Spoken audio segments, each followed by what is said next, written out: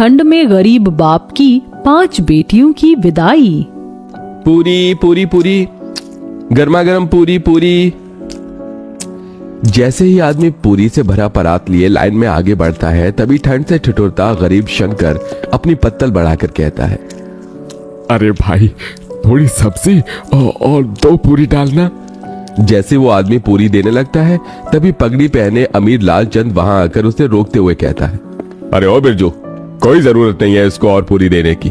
क्यों रे शंकर, शर्म लाज सब धोकर पी गया है क्या?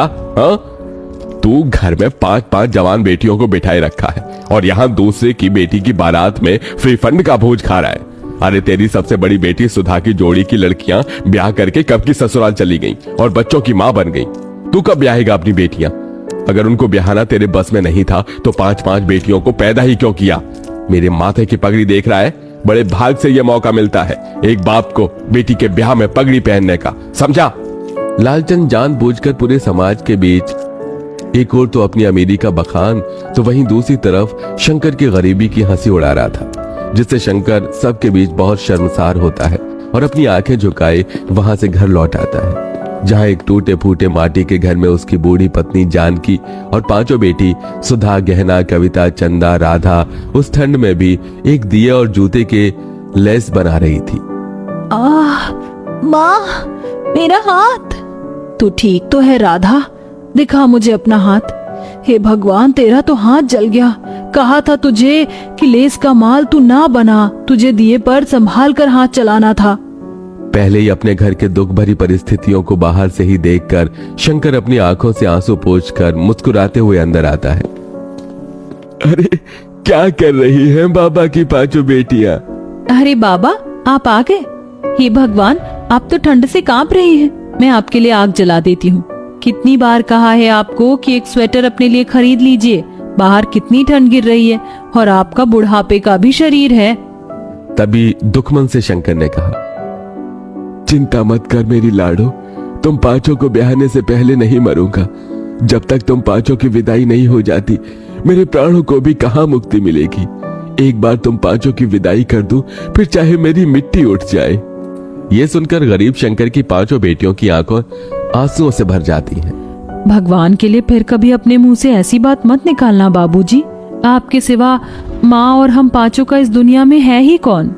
तभी जानकी खाना परोसती है और शंकर अपने हाथों से अपनी 5 बेटियों को खिलाता है। शंकर के पास धन दौलत नहीं थी, मगर वो दिलदार आदमी था।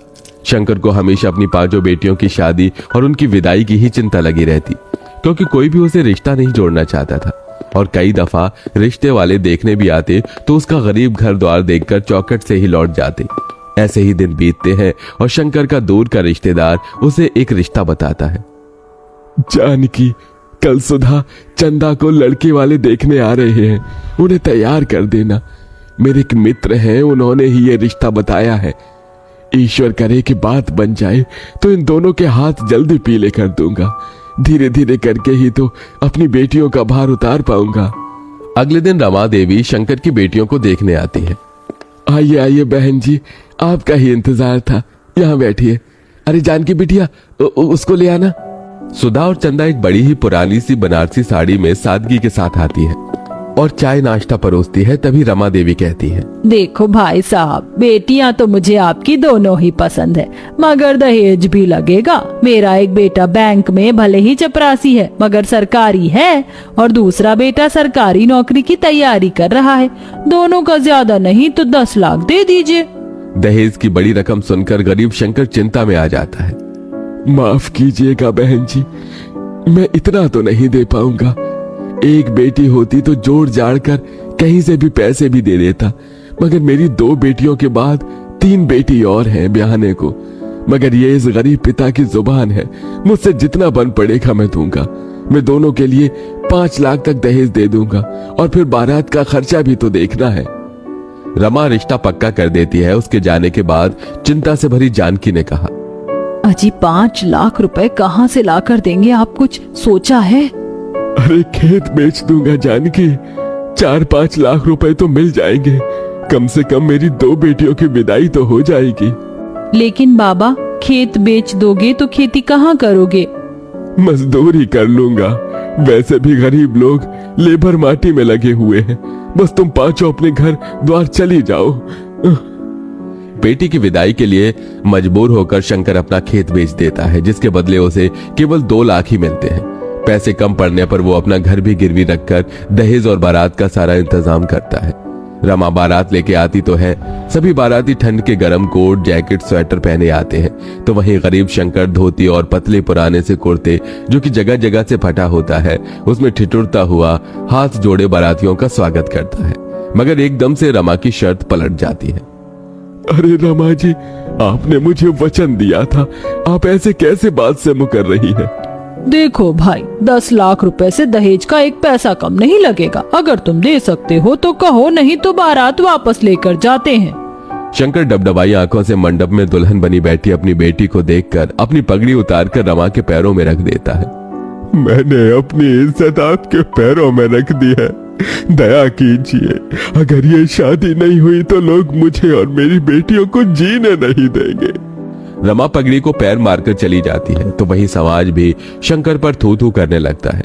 तो वहीं कुछ दिन बाद कर्जदार भी उसका घर तक छीन लेते हैं और अब शंकर अपनी पत्नी और 5 बेटियों के साथ ठंड में सड़कों पर भटकने लगता है और सब एक कचरेदान के पास आकर पाइपलाइन में रहने लगते हैं। अगले दिन शंकर ठंड में भी काम ढूंढने निकल पड़ता है। बाबूजी, आप कहाँ जा रहे हैं? काम ढूंढने जा रहा हूँ। मगर बाबा, बाहर इतनी ठंड गिर रही है। अगर ठंड देखूंगा तो जीवन भर भी इस गरीबी में तुम 5 की विदाई नहीं कर सकूंगा। पिताजी, अब हम 5 भी आपके साथ मेहनत करेंगे। जब इस भयंकर ठंड में बूढ़े होकर आप काम करेंगे तो हम जवान होकर क्यों नहीं? थोड़ी दूर जाने के बाद शंकर को सड़क बनाने में काम मिलता है, जहां मजदूरों की जरूरत होती है। अब शंकर और उसकी बेटी कड़कड़ाती ठंड में मेहनत करने लगती हैं। तभी एक दिन ठंड से सड़क पर बहुत कुहासा छाया होता है, जिससे एक महंगी गाड़ी आगे आकर खंबे से टकरा जाती है। 5 बहनें आकर गाड़ी में से एक औरत को निकालती हैं। दीदी, इन माजी के सर से तो खून बह रहा है, इन्हें पट्टी बांधनी होगी।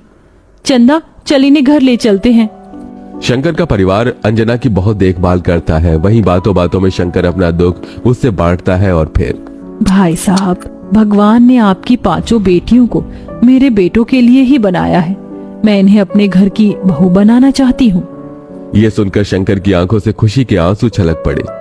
बहन जी, मैंने कभी सपने में भी नहीं सोचा था कि मेरी 5 बेटियों का रिश्ता इतने बड़े घर द्वार में लगेगा। बहुत ही ऊंचा भाग्य है तुम्हारा मेरी बच्चियों, जो अंजना जी ने तुम 5 को पसंद किया है। मगर मुझ गरीब के पास देने को दहेज नहीं बहन जी। मेरी 5 बेटियां ही मेरे जीवन भर की पूंजी हैं। भाई साहब, आप बस अपनी बेटियों को एक जोड़े में विदा कर दीजिए, मुझे और कुछ नहीं चाहिए। थोड़े ही दिन बाद शंकर अपनी बेटियों की विदाई की तैयारी में लग जाता है। वो कड़ाके की ठंड में कांपता ठिठुरता कचरेदान को साफ करके वहां मड़वा बनाता है और खाने पीने सुध बुध बिसार कर खुद को मेहनत में झोंक देता है और 2 पैसे ज्यादा कमाने के लिए गीली रेत बालू उठाकर मिले पैसे से 5 की शादी का जोड़ा खरीद कर लाता है। शादी का दिन आ जाता है। बड़े धूमधाम से अंजना बारात लेकर आती है। आंखों में आंसू भरकर शंकर कहता है, देखो जानकी, हमारी 5 बेटियों की बारात आई है, आज उनकी विदाई है। आपने अपने पिता होने का फर्ज पूरा किया जी। इसके बाद जानकी और शंकर उन 5 का कन्यादान कर देते हैं और विदाई का पल आ जाता है। तभी, ये लो मेरी बच्चियों, ये चावल पीछे को फेंक कर आगे बढ़ो। एक एक पैर बढ़ाती हुई 5 चावल पीछे जानकी की झोली में गिराती हैं और फिर अपने पिता के गले लगकर फूट फूट कर रोती हैं। बाबूजी, आपने हम 5 की विदाई के लिए बड़ा तप किया है। देखिए, आज हम विदा हो रही हैं। अपना ख्याल रखिएगा। तुम भी अपना ध्यान रखना मेरी बच्चियों, सदा खुश रहना। इसी के साथ गरीब शंकर अपनी 5 बेटियों को विदा कर देता है।